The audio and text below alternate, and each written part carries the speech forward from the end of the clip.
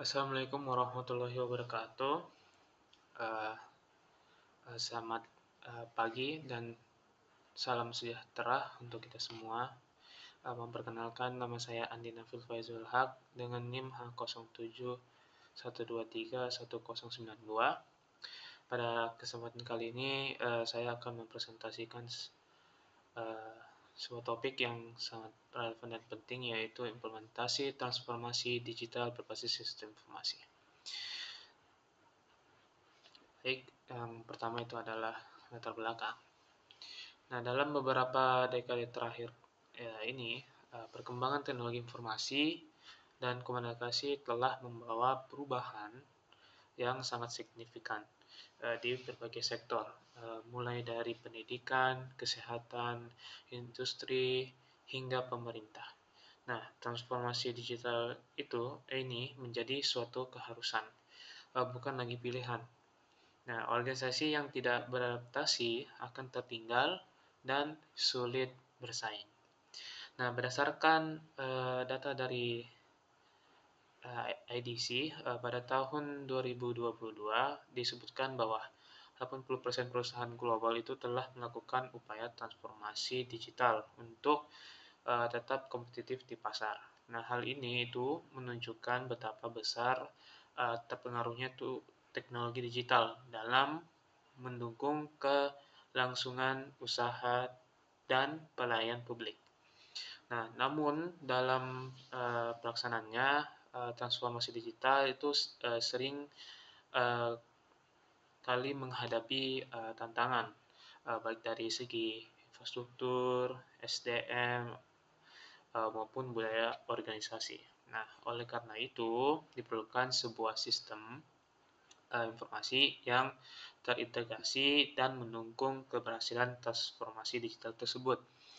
Nah, inilah mengapa penting untuk memahami konsep, kebutuhan, strategi, serta implementasi dari transformasi digital berbasis sistem informasi, agar proses perubahan ini tidak hanya sebatas adopsi teknologi, tapi juga memberikan nilai tambahan yang nyata. Selanjutnya, itu rumusan masalah. Nah, berdasarkan latar belakang tersebut, terdapat beberapa rumusan masalah yang perlu kita jawab, yaitu bagaimana mengidentifikasi kebutuhan organisasi dalam melaksanakan transformasi digital. Yang kedua itu apa saja, bagaimana merancang strategi implementasi transformasi digital yang efektif berbasis informasi. Yang ketiga, apa saja tantangan dan kendala yang mungkin dihadapi dalam proses implementasi transformasi digital.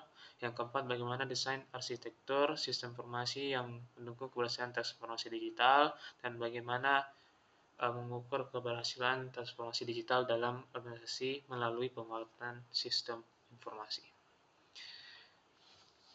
Nah, selanjutnya itu adalah tujuan penelitian. Nah, tujuan dari pembahasan ini antara lain adalah untuk menganalisis kebutuhan transformasi digital yang relevan dengan kondisi organisasi atau lembaga. Kedua, itu merancang strategi implementasi sistem informasi yang dapat mendukung transformasi digital secara menyeluruh. Nah, yang ketiga itu adalah menjelaskan manfaat sistem informasi yang dapat diperoleh dari pengguna sistem informasi dalam mendukung transformasi digital. Dan yang keempat, yaitu memberikan rekomendasi berbasis kajian akademik dari studi kasus yang relevan agar implementasi transformasi digital dapat dilakukan dengan lebih optimal. Baik, selanjutnya itu adalah landasan teori. Nah, untuk memahami konsep transformasi digital berbasis sistem informasi, kita perlu mengetahui beberapa teori dasar. Yang pertama itu adalah transformasi digital itu adalah proses perubahan menyeluruh dan mengintegrasikan teknologi digital ke dalam semua aspek bisnis dan organisasi.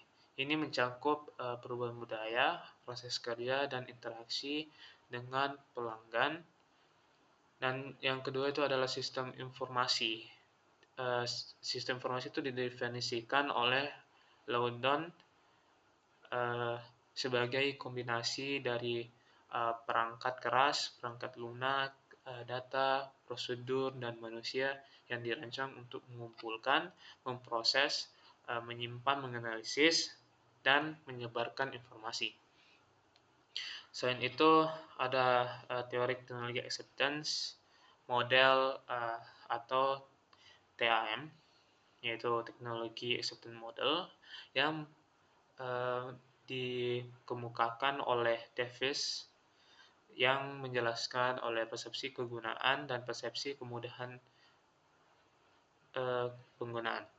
Nah, model ini relevan karena dalam transformasi digital, keberhasilan sangat bergantung pada penerimaan pengguna terhadap sistem yang diimplementasikan.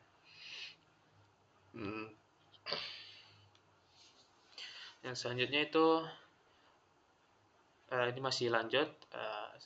Kita juga mengenal konsep digital maturity model atau model kematangan digital.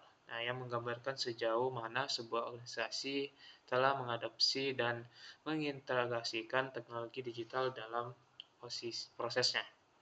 Nah, transformasi digital juga didukung oleh teknologi-teknologi pendukung seperti cloud computing, big data, Internet of Things atau IoT, dan artificial intelligence. Nah, semua teknologi ini menjadi pilar dalam mendukung proses digitalisasi.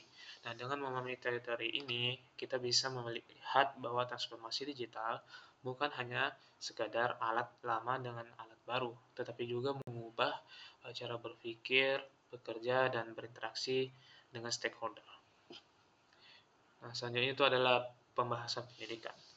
Nah, contoh penerapan transformasi digital dalam bidang pendidikan antara lain adalah penggunaan platform e-learning seperti Moodle dan Google Classroom.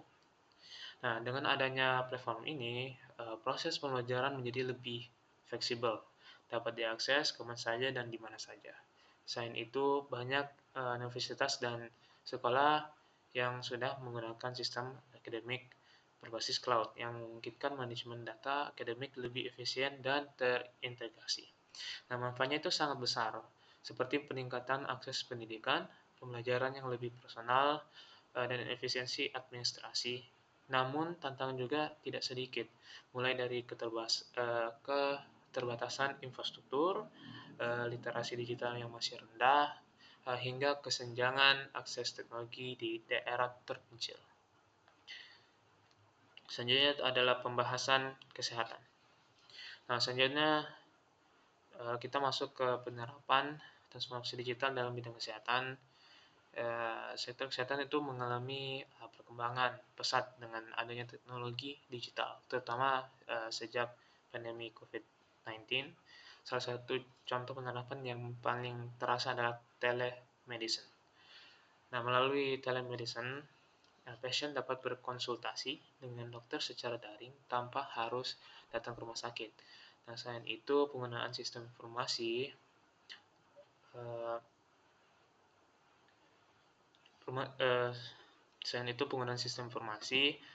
rumah sakit atau hospital information system membantu dalam pengelolaan rekam medis, jadwal dokter, hingga administrasi pasien. Transformasi digital di bidang kesehatan juga mencakup penggunaan big data untuk analisis epidemiologi, prediksi penyakit, dan pengembangan obat. Dengan sistem informasi yang terintegrasi, pelayanan kesehatan menjadi lebih cepat, efisien, dan akurat. Namun demikian, tantangannya adalah soal perlindungan data pasien, keamanan sistem, serta kesiapan tenaga kesehatan dalam memanfaatkan teknologi ini. Selanjutnya itu ada pembahasan tentang industri.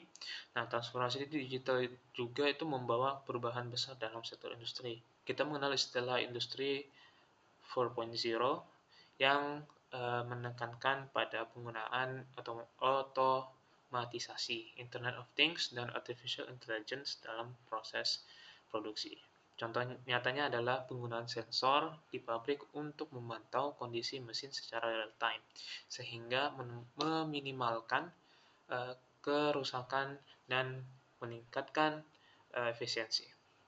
Selain itu, sistem ERP atau Enterprise Resource Planning juga banyak digunakan untuk mengintegrasi berbagai fungsi perusahaan seperti keuangan, logistik, produksi, dan pemasaran dalam satu platform.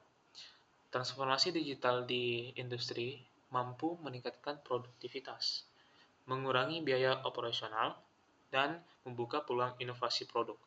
Namun, tantangan yang dihadapi adalah tingginya biaya investasi awal, resistensi dari pekerja terhadap otomasi, serta kebutuhan pelatihan untuk keahlian digital. Selanjutnya itu adalah pemerintahan. Nah, di satu pemerintahan ini transformasi digital diwujudkan dalam bentuk e-government. Tujuannya itu adalah untuk meningkatkan transparansi, akuntabilitas, dan pelayanan publik yang lebih baik. Nah, contohnya itu implementasinya adalah layanan administrasi kependudukan secara online, e-budgeting, hingga aplikasi pengaduan masyarakat seperti Lapor. Dengan sistem informasi yang terintegrasi, masyarakat dapat mengakses layanan publik dengan lebih mudah dan cepat, tanpa birokrasi berbelit-belit. Namun, pelaksanaan e-government juga itu dihadapkan pada tantangan seperti koordinasi antara lembaga, masalah interoperabilitas data, serta kebutuhan sumber daya manusia yang memiliki kompetensi digital. Oleh karena itu, sistem transformasi digital di sektor ini memerlukan perencanaan matang, dukungan kebijakan, dan investasi berkelanjutan.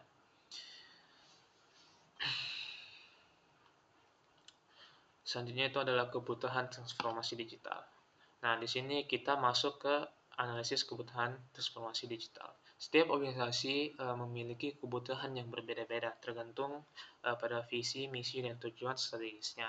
Secara umum, kebutuhan transformasi digital meliputi infrastruktur, teknologi yang memadai, ketersediaan data yang akurat, proses bisnis yang terdigitalisasi, serta budaya organisasi yang mendukung inovasi. Nah, selain itu, perlu adanya leadership atau kepemimpinan yang memiliki visi digital dan mampu menegakkan perubahan. Salah satu metode untuk mengidentifikasi kebutuhan ini adalah melalui digital readiness assessment yang mengukur kesiapan organisasi dari berbagai aspek seperti teknologi, sumber daya manusia, dan proses kerja. Nah, selanjutnya itu strategi implementasi. Strategi implementasi transformasi digital memerlukan pendekatan yang komprehensif. Beberapa strategi yang umum dilakukan adalah pertama itu membuat roadmap transformasi digital yang jelas, mencakup tahapan implementasi, prioritas, dan target yang ingin dicapai. Yang kedua itu adalah melakukan pelatihan dan pengembangan kompetensi digital bagi karyawan agar mereka siap beradaptasi dengan teknologi baru. Yang ketiga itu membangun kolaborasi dengan pihak eksternal seperti vendor, teknologi, konsultan, atau akademisi. Nah, selain itu kita juga perlu dilakukan manajemen perubahan atau change management untuk mengurangi resistensi internal dan memastikan adaptasi teknologi berjalan lancar. Selanjutnya, perancangan sistem informasi. Nah, dalam mendukung transformasi digital, perancangan sistem informasi menjadi tahap krusial. Perancangan ini melibatkan analisis kebutuhan pengguna, desain arsitektur sistem, pemilihan platform teknologi, hingga pengujian sistem. Nah, desain sistem informasi harus memperhatikan aspek keamanan data, skalabilitas, kemudahan integrasi, dan user experience. Misalnya, penggunaan cloud computing dapat memberikan fleksibilitas dan efisien daya, sementara API memungkinkan integrasi dengan aplikasi lain. Proses perencanaan juga tuh harus melibatkan penggunaan sejak awal, agar sistem yang dikembangkan benar-benar sesuai dengan kebutuhan mereka.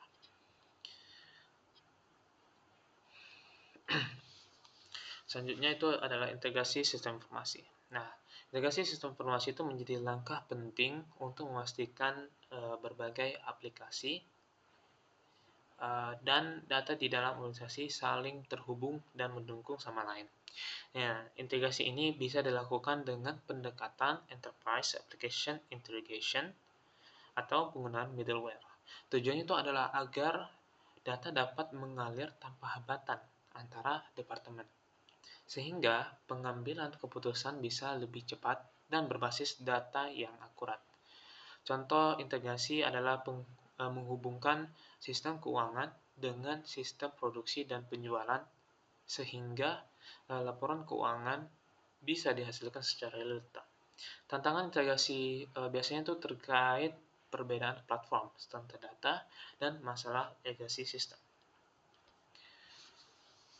Selanjutnya adalah jadi setelah sistem informasi dirancang dan diintegrasikan, langkah selanjutnya adalah strategi implementasi. Nah, strategi ini meliputi pelatihan pengguna, uji coba sistem, deployment bertahap, dan pendampingan penggunaan.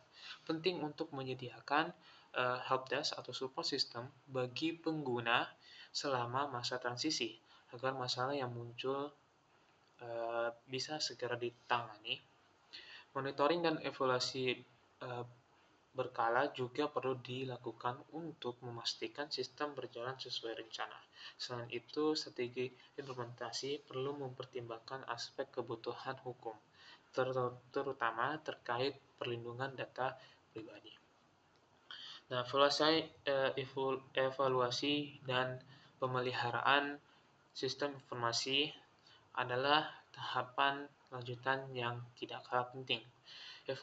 Evaluasi dilakukan untuk menilai apakah sistem telah memenuhi tujuan awal dan berikan manfaat yang diharapkan. Evaluasi bisa dilakukan melalui pengukuran key performance indicator atau KPI, feedback pengguna, serta audit sistem. Sedangkan pemeliharaan mencangkup perbaikan bug, pembaruan sistem, hingga peningkatan fitur sesuai kebutuhan pengguna. Pemeliharaan yang baik akan memastikan sistem informasi tetap relevan, aman, dan optimal mendukung transformasi digital. Baik, selanjutnya itu ada penutup. Di sini dapat kita simpulkan bahwa transformasi digital itu berbasis sistem informasi bukan hanya tentang teknologi, tetapi juga perubahan budaya, proses, dan pola pikir organisasi. Keberhasilan transformasi digital ditentukan oleh kesiapan organisasi, strategi implementasi yang matang, sistem informasi yang terintegrasi, serta dukungan seluruh stakeholder. Oleh karena itu, penting bagi setiap organisasi untuk tidak hanya berfokus pada adopsi teknologi, tetapi juga menyiapkan sumber daya manusia dan tata kelola yang mendukung keberlanjutan transformasi digital. Terima kasih. Mohon maaf kalau ada yang salah kata. Wassalamualaikum warahmatullahi wabarakatuh.